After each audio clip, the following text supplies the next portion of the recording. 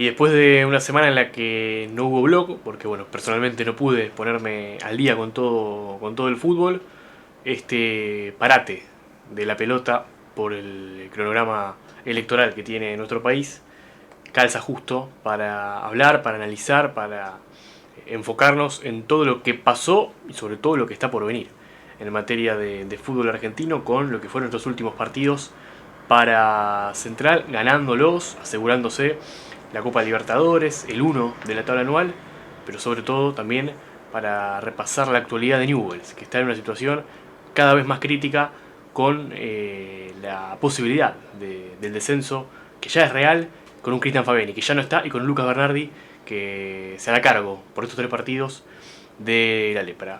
Central, Newell's, su realidad, sus porvenires, sus devenires en este año y un blog en el que aprovechamos que no habrá fútbol este fin de semana para comentar y analizar un poco como lo hacemos siempre, ya en esto que es el blog de la fecha. Arrancamos. Y arrancamos por lo primero, o por el primero, si se quiere, por Central, que viene de 5 triunfos consecutivos, algo que no lograba desde 2015, que viene de vencer a Platense como local en el Gigante hace algunos días y que viene de vencer hace algunas horas a Sarmiento de Junín en esos 45 minutos que debía del mes de agosto con aquel temporal que azotó Junín. El equipo de Holland está, creo yo, mejor que nunca, porque no solamente es que ha encontrado resultados, que ha encontrado esta racha de regularidad de puntos, 5 triunfos consecutivos, es muy difícil de lograr en el fútbol argentino, en cualquier circunstancia, y sobre todo aprovechando, creo yo, en este momento del año, el bajón de ciertos equipos, la irregularidad, más que bajón de ciertos equipos, porque Boca y River, que eran los que lo seguían más de cerca, han entrado en un bache de irregularidad. Esa irregularidad se traduce en que River, bueno, venía de muchos partidos sin ganar, de perder, y bueno, ganó, Boca cayó en la bombonera, y ya prácticamente son centrales inalcanzables para ambos. Mismo caso para Riestre y Argentinos, que bueno, siempre corrieron de mucho más atrás al equipo de Holland, pero a fin de cuentas, toda matemática es positiva para Central, mire la tabla que mire, porque bueno, además está puntero de su grupo, con todo lo que eso significa a la hora de jugar el playoff, porque bueno, define localía, que tan arriba terminás en la zona más allá de estar entre los 8 primeros, que eso ya te hace ir por el campeonato en los mata-mata. Y bueno, la clasificación a la Copa Libertadores que ya está asegurada, que ya está oficializada incluso en las redes sociales para un Central que su proyecto camina bien, hablo de lo deportivo, en lo institucional, y que el juego del equipo en los últimos partidos ha empezado a cuajar, algo que a lo mejor no habíamos visto en el arranque de este torneo clausura, que tuvo algunas dudas, Di María que le costó, o creo yo un equipo que le costó adaptarse a lo que Di María necesitaba, a hacerlo suyo, a hacerlo parte de la estructura a Di María, con un Vélez que se destapó y empezó a notarse en la red, y sobre todo con ajustes de Holland que fueron neurálgicos, que fueron tal vez no tan drásticos, porque no es que Central tenga un esquema totalmente diferente a los esquemas que venía utilizando, pero sí logró el técnico de Lomas de Zamora incluir o encontrar la posición ideal para que cada futbolista no pierda su esencia, pero que siga, para que fortalezca la estructura. Y creo que Malcorra y Di María son los dos ejemplos más llamativos. Uno, que era algo casi que se iba a dar por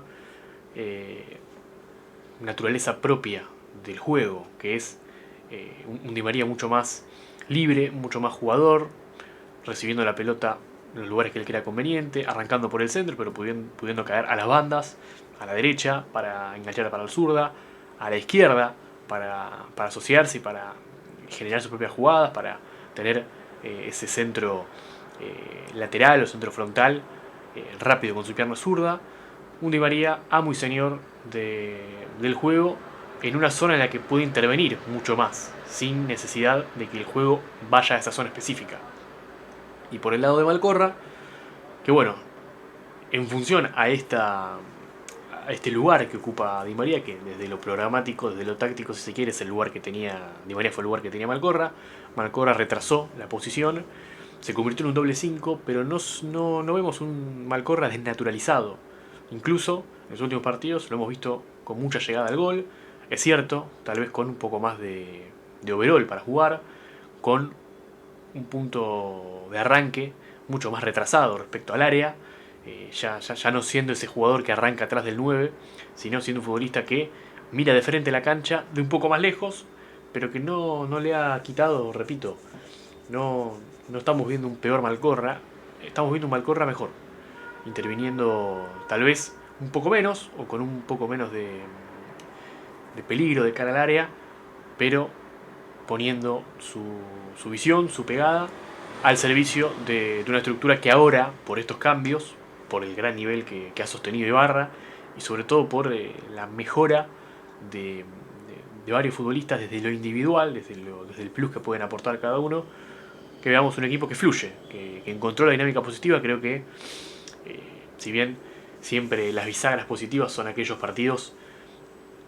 que marcan los ánimos y las fibras, creo que bueno, obviamente el central que vemos a partir de ganar el clásico es un central muy superior a lo que veníamos viendo, pero me parece que el partido clave fue el de Gimnasia en La Plata, que fue un partido en el que Central ganó, gustó, goleó y bueno, es la primera de esas victorias consecutivas. Y a partir de allí hemos visto un equipo que ha crecido desde el juego y que eso le ha permitido, por ejemplo, superarlo a River o superarlo a Vélez en el Amalfitani y ganar en canchas y ante equipos que hacía mucho que no le ganaba. En el momento de la temporada en el que sus perseguidores en la tabla anual empezaron a acusar esta irregularidad, o al menos que la han sentido más que en otros momentos, porque si bien Boca y River vienen siendo irregulares hace ya bastante tiempo, hubo un momento en el que era punto a punto la cosa entre River, Boca y Central, y en estas últimas semanas Central, con estas 5 victorias consecutivas, da un golpe sobre la mesa y se afirma como el mejor equipo del año. La matemática lo dice, el juego también, y todo eso que le destacábamos a Central en el primer torneo lo está empezando a ratificar y sobre todo le está aportando nuevas cosas, sobre todo a partir de la jerarquía de los dos jugadores que incorporó a mitad de año, que son Ángel Di María y Alejo Vélez. Central, decíamos, encontró una dinámica positiva que ahora va a tener que sostener. Quedan 3 partidos, luego vendrán los playoffs. Central va a clasificar entre los primeros 8. Indefectiblemente veremos en qué lugar, veremos seguramente el partido de octavo de final lo juegue como local, pero bueno, después veremos, será cuestión de analizar las llaves, de analizar los rivales. El torneo pasado nos desconcertó un poco porque tuvimos una final entre dos equipos a los que uno no imaginaba pelear hasta el último momento. Y bueno, la paridad que ha habido en los mata-mata en el torneo pasado ha dejado a varios fuera de camino antes de tiempo. Central fue uno de ellos y tal vez a partir de esa experiencia el equipo de Holland tal vez tenga que enfocar de otra manera cómo disputar los playoffs, pero bueno, eso será tal vez una cuestión de análisis dentro de un par de semanas.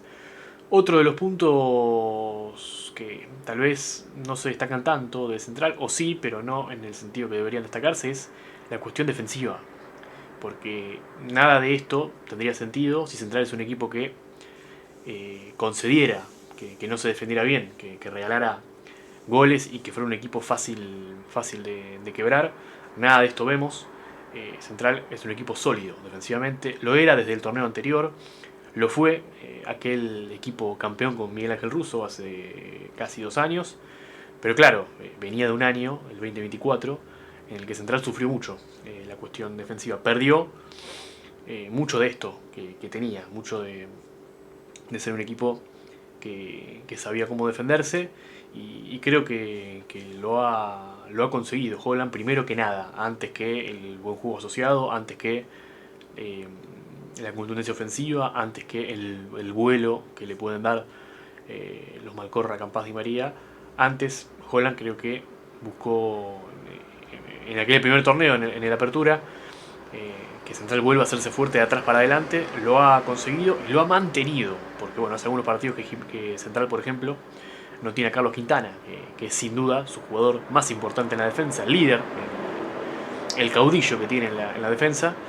Y bueno, le tocó volver a Mayo, que no había perdido el puesto en la cancha, lo había perdido por lesiones, pero que Comar lo había hecho muy bien. Comar está en un gran nivel. Mayo es un futbolista que siempre cumple, entonces nunca se resiente la cuestión defensiva. Incluso en el último partido con Sarmiento, Fatura Brown, dos atajadas importantes, una contra Morales, la otra contra Johnny Gómez, un remate a quemarropa de costado, mano a mano, y un remate desde afuera. Y Brown también, siempre que puede, se anota con atajadas, con intervenciones que terminan significando puntos.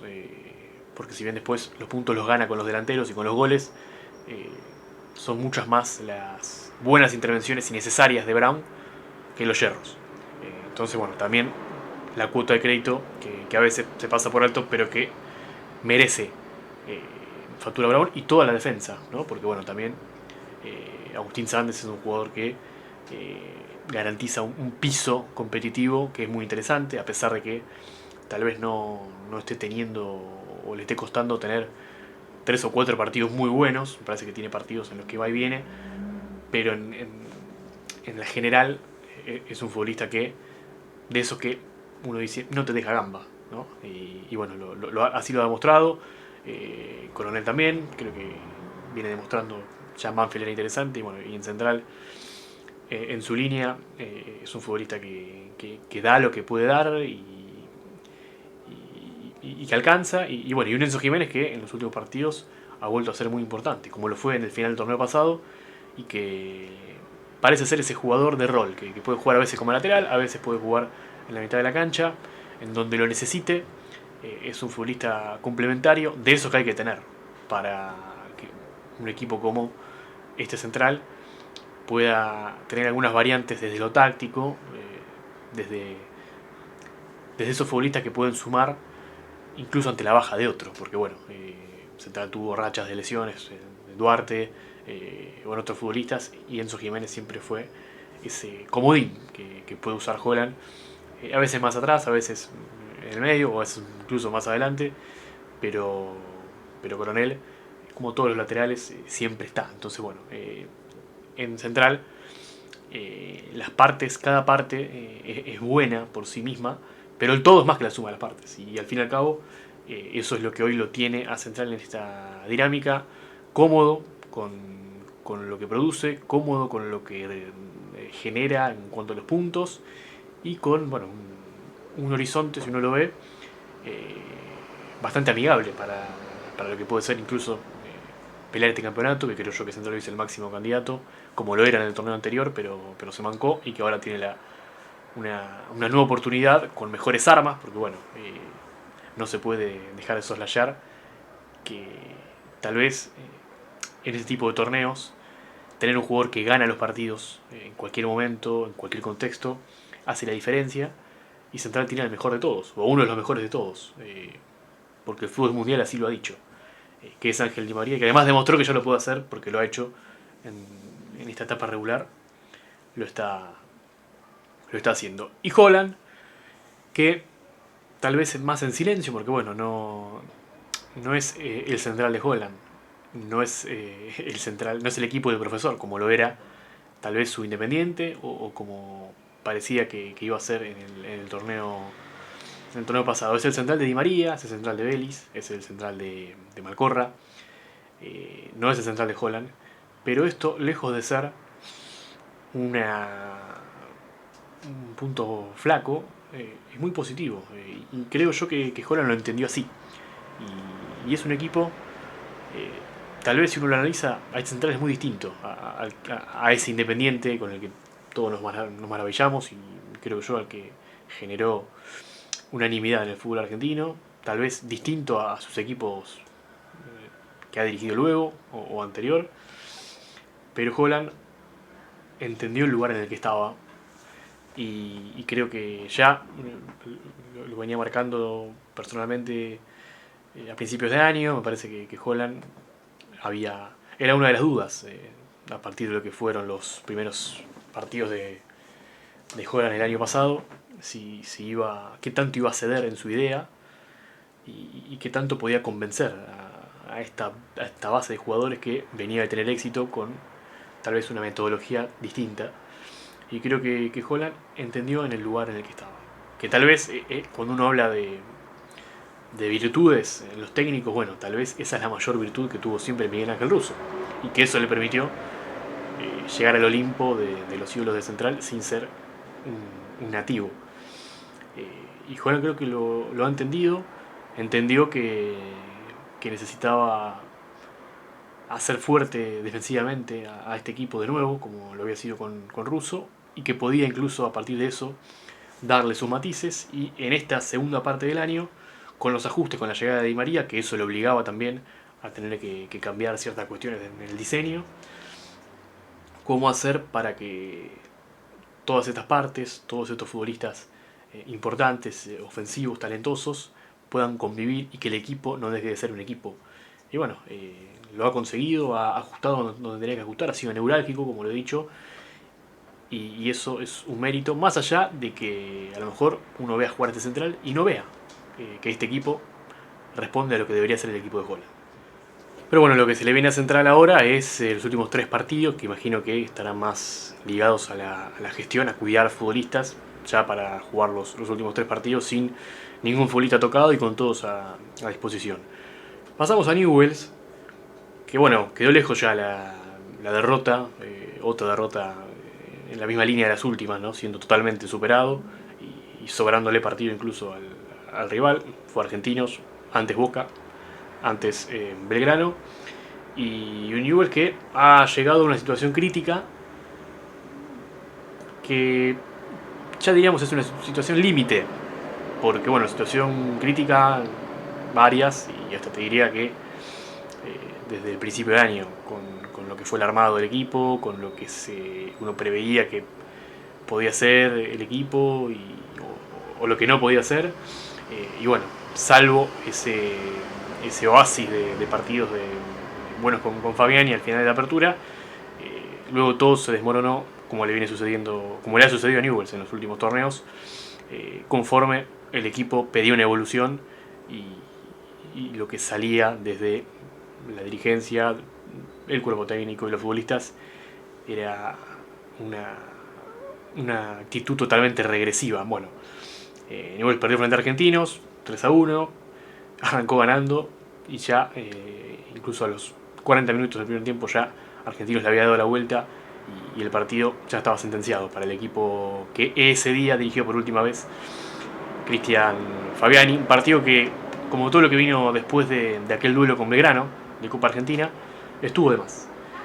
Porque de la manera en que se le iba a jugar Newell's aquel partido, con lo que tenía en juego, con lo que podía encontrar, con lo que podía significar un triunfo, pasar de pantalla en Copa Argentina, Newell's perdió de una manera muy poco digna, muy poco decorosa para lo que era un juego de cuarto de final, y todo lo que vino después con el agregado del arrastre de toda la situación del año y de todo lo que había experimentado Newell's, incluso ya de los partidos que se le habían escapado al equipo de Fabiani. Un ciclo que llegó a su fin y que las últimas semanas fueron una agonía en la que creo yo Newell's perdió algo de tiempo. Perdió tiempo Fabiani con lo que intentó cambiar o lo que quiso cambiar y no cambió o no pudo y con un plantel que lo único que hizo fue deteriorarse anímicamente y actitudinalmente, sobre todo, porque bueno, no es solamente una cuestión de quién dirige y de quién tiene que llevar las riendas de un plantel, sino también la rebeldía de ese plantel, ¿no? Lo que hay adentro de ese plantel. Y hoy Newell's tiene deudas por todos lados. Sus dirigentes están en deuda y los futbolistas también. Y bueno, el cuerpo técnico de Cristian Fabiani ha quedado en el debe en este torneo clausura que se le ha hecho muy largo a Newell's en general, pero bueno, sobre todo a Fabiani, y que no pudo Fabiani, al igual que varios de sus antecesores, traducir ese buen arranque, porque, a ver, el trabajo de Fabiani en 2 tercios de su ciclo ha sido bueno y lógico, y, y la última parte, el último tercio, ha sido realmente un esperpento táctico. Pero bueno, todo tiene un contexto y todo viene de algún lugar, nada pasa porque sí. Y creo que lo que ha cometido Fabiani en este torneo han sido errores de apreciación, de apreciación de la realidad, de no, de no estar al tanto de lo que significaba jugar de tal o cual manera, cómo encarar de cual o tal manera un partido y lo que eso podía suponer para sus jugadores y para el afuera. Un Fabiani que cambió muy poco para jugar en Córdoba frente a Belgrano después de lo que fue esa paliza en la Copa Argentina. Un Fabiani que después de un empate frente a frente a Estudiantes buscó, intentó algo que ya se le notaba desgastado o incluso que tenía muy pocas chances, muy pocos números para ser positivo en cancha de Boca, y se comió un baile de novela. Y eran partidos en los que eran oportunidades, porque bueno, hace minutos dije que después de todo lo que vino después de Belgrano estuvo de más el partido de Copa Argentina, pero todos esos partidos de gracia que tuvo Fabiani, no, no ni siquiera intentó hacer algo diferente a lo que había hecho en todo su ciclo.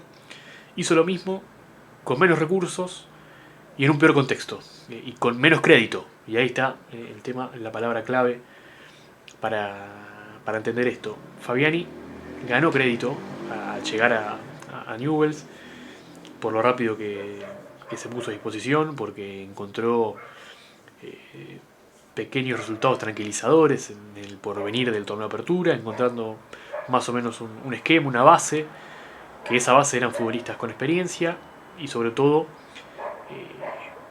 era un equipo que se reflejaba a partir de sus mejores jugadores, Navas y Vanega. Uno se fue en el momento eh, menos, en el momento más inoportuno, el arranque de un campeonato y de una manera además desgastante para todas las partes.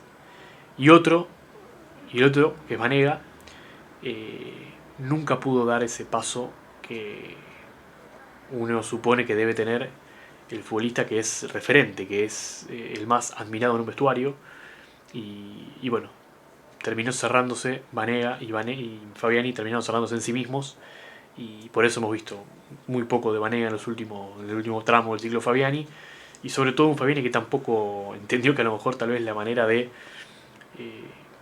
que ese puntal que debía ser Navas y que tenía que ser Vanega no pudo ser, porque tampoco Fabiani logró buscar o pensar algo diferente, en función de que bueno, tampoco hay muchos lugares a donde se puede ir con un plantel como el de Newell's. Da para lo que da y no mucho más, pero creo que quedó en la cómoda Fabiani de cambiar poco, de tal vez cambiar cosas más desde la palabra y desde lo actitudinal y desde lo discursivo más que desde lo futbolístico. Y bueno, no fueron las teclas correctas las que tocó Fabiani. Vuelvo a hablar del crédito. Fabiani creo que se ganó, bueno, de hecho fue renovado a mitad de año hasta diciembre de 2026. Todo ese crédito, que no era mucho, pero que era un crédito tranquilizador, lo invirtió en las fichas equivocadas. Si esto fuera un casino, apostó, tenía suerte a favor y apostó al perdedor. Y estas apuestas, el 80%, están ligadas al diseño del plantel. Porque en cuanto a Fabiani, era una de las cuestiones, ¿no?, que creo que podía aprovechar Fabiani, y lo dije acá. Tener un momento en el cual poder armar un plantel mucho más acorde a su idea. Y bueno, es mucho más lo que Newell's perdió en el mercado de pases, que en eso no es tan responsable Fabiani. Creo que es responsabilidad de la dirigencia, incluso en algunos casos de futbolistas puntuales, Navas o Martino, pero sí en, en lo que tenía que ir a buscar Newell's. No logró Fabiani rodearse de recursos similares al menos, o que pudieran empardar la contribución al equipo que tenían los Jacob, los Navas, Toto Silvetti, Martino. Y bueno, Newell's se llegó desmembrado al arranque del campeonato, se notaba. Ganó el primer partido en Mendoza ante Independiente Rivadavia, con una gran autoridad, una gran reacción anímica del equipo. Y Fabiani creo que en cuanto a la adversidad llegó, que bueno, fue más o menos a partir de, de la derrota con Banfield, después esa serie de partidos sin ganar en el Coloso, el clásico, más que mal. No parece que Fabiani entendió que toda respuesta tenía que venir de los jugadores de la manera que lo hicieron en Mendoza, en el Gargantini, en aquel debut. Y en realidad, tal vez en momentos más críticos, momentos más delicados de la temporada y de su ciclo como técnico, le tocaba a él también barajar y dar de nuevo, y no lo ha podido hacer. Del armado de la columna vertebral que uno marcaba con Cuesta, Lolo, Montero, y bueno, Charly González, Maroni, Juanchón García, a un equipo que se desintegró desde los cimientos, porque justamente los rendimientos de los Cuesta, los Lolo, los Vanega, los Maroni fueron los que terminaron eyectándolo de Newell's, y ahí hay una ruptura clave, porque realmente algo que logró Fabiani no es solamente encontrar, en la primera parte hablo, encontrar una respuesta desde los resultados y desde el juego, sino que esa respuesta estuvo atada a la contribución de los futbolistas más grandes. Y esos futbolistas más grandes fueron los que, en cuanto las cosas empezaron a torcer, más decididamente bajaron el nivel. Y lo dejaron a Fabián en una situación que es incómoda, que es poco grata para todos los técnicos, pero es cuando el técnico se ve en la obligación de tener que tocar ciertas vacas sagradas, tener que tocar ciertas teclas que tal vez él creía que ya estaban arregladas, y que eran teclas que sonaban bien, y que a lo mejor era más una cuestión de otros aspectos de la melodía, ¿no? Por poner la metáfora musical. Pero bueno, allí estuvo el mayor error de Fabián, y creo que la gente se lo termina reprochando un poco luego del partido con Tigre, en el que en cuanto hace el gol Facundo Buch, la gente reclama por los pibes. Y fue un equipo que le termina faltando eso. Uno ve los últimos partidos del nivel de Fabiani y ve un equipo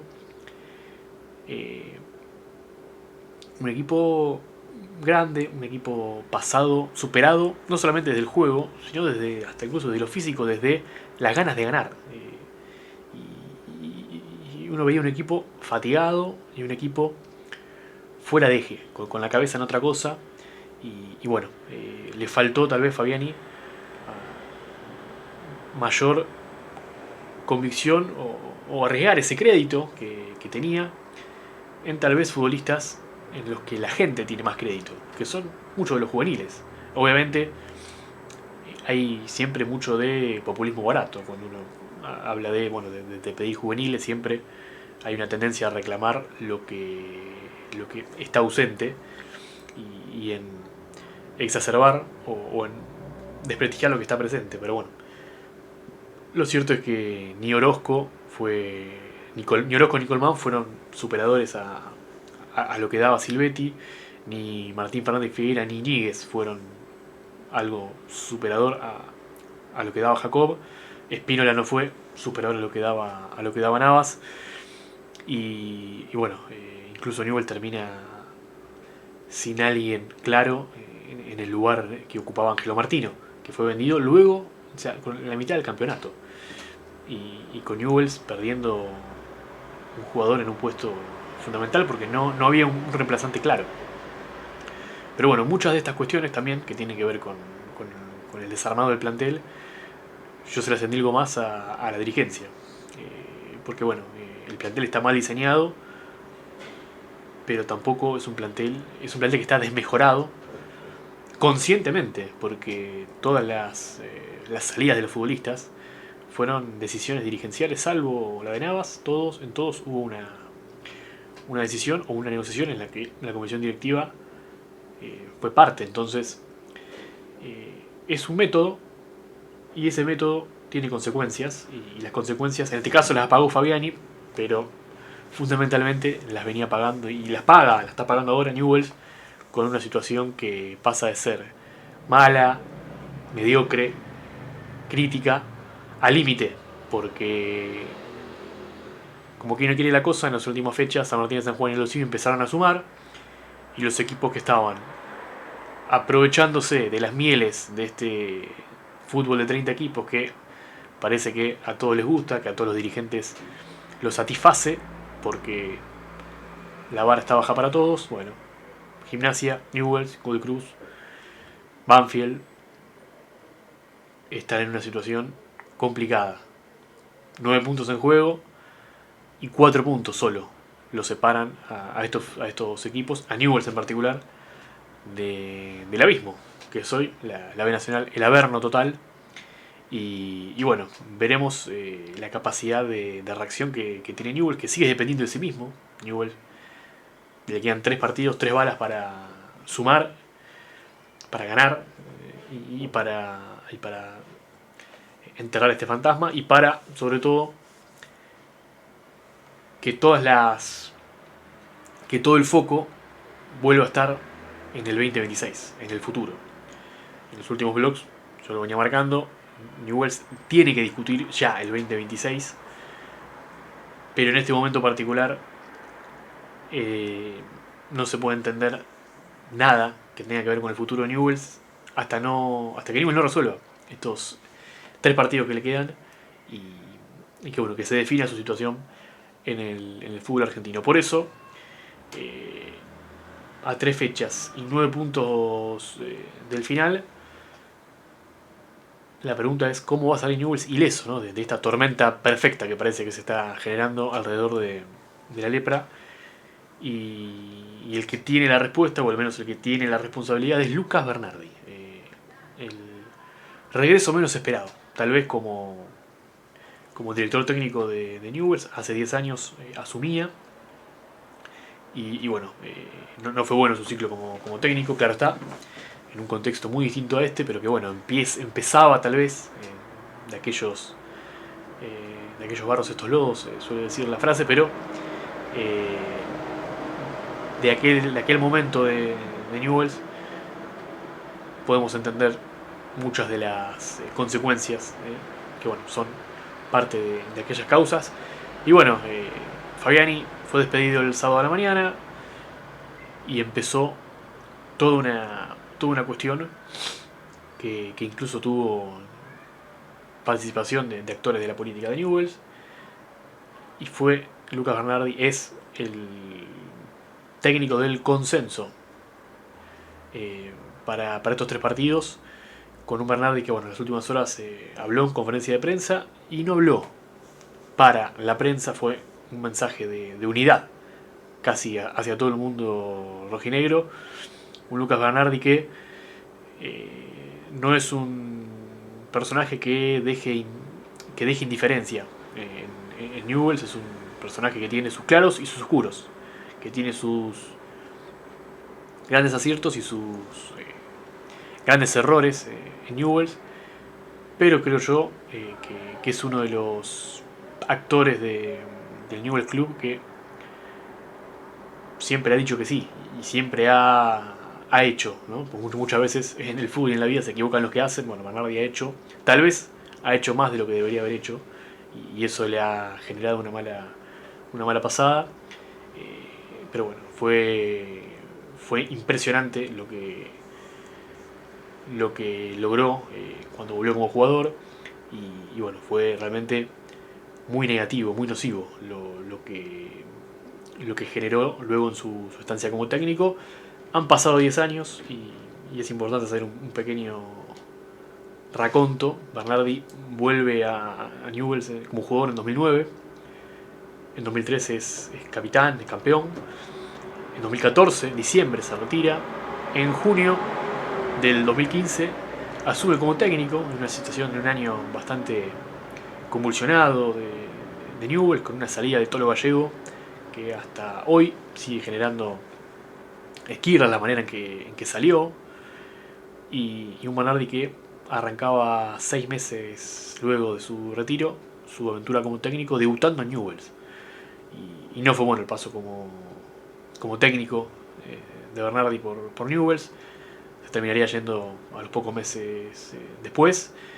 Y su carrera como técnico tampoco luego fue lo que uno esperaba o se esperaba, porque incluso se hablaba muy bien de Bernardi como técnico mientras era futbolista. 2 pasos por Godoy Cruz, Estudiantes de La Plata, Belgrano de Córdoba, Arsenal, unos partidos, y no logró despegar. Bernardi de su carrera como técnico, su último partido lo dirigió en 2019, en su segundo ciclo como técnico de Godoy Cruz. Pasaron 6 años del último partido oficial como técnico de primera de Bernardi. En el medio un paso corto como manager, gerente deportivo de Newell's en el último tiempo de la presidencia de Cristian D'Amico, o presidencia en funciones. Un Bernardi que llamativamente es bien visto, bien ponderado por Cristian D'Amico. De hecho, el año pasado lo escuché en una entrevista destacándolo como un personaje potable para la política de Newell's. Pero bueno, sorprendió mucho que haya vuelto el año pasado, a fines del año pasado, para hacerse cargo de la reserva. Este año se desempeñó como técnico de la reserva, sin contacto, es cierto, con Cristian Fabiani, porque bueno, en este Newell's que tuvo tantos cambios de mano, cambios de estructura, cambios del manejo del fútbol, en el revoleo de salidas y de reestructuras, Fabiani llegó y se fue de Newell's casi sin mucha relación con Bernardi. Y bueno, primera y reserva funcionando como islas separadas del resto del club y del entorno. Y bueno, no había muchas más opciones para hacerse cargo de Newell's. O era Bernardi o era Gabriel del Valle Medina, que ya lo había hecho en 2 partidos el año pasado, ayudante de Pablo Rossi, en una forma de cuerpo técnico institucional, ¿no? Cuestiones a las que debe apelar Ignacio Astori a partir de una total falta de gestión, de planificación y de diseño de lo que es el fútbol, y sobre todo hasta cierto desprecio, ¿no? de las cosas que se deben hacer para fomentar, para generar, ¿no? planteles competitivos. Y Bernardi, que tendrá dos desafíos, el anímico y el futbolístico. El anímico, encontrar rápidamente ese shock para que Newell's sea un equipo que vuelva a competir. No lo ha hecho en los últimos partidos. Le ha costado horrores sumar los 2 puntos que sumó frente a Estudiantes y Tigre. Los sumó a duras penas. Y de visitante mereció perder y ser goleado en las últimas 3 visitas. Entonces, a este ritmo cuesta ver a un Newell's no sufriendo en la última fecha frente a Racing y esperando resultados.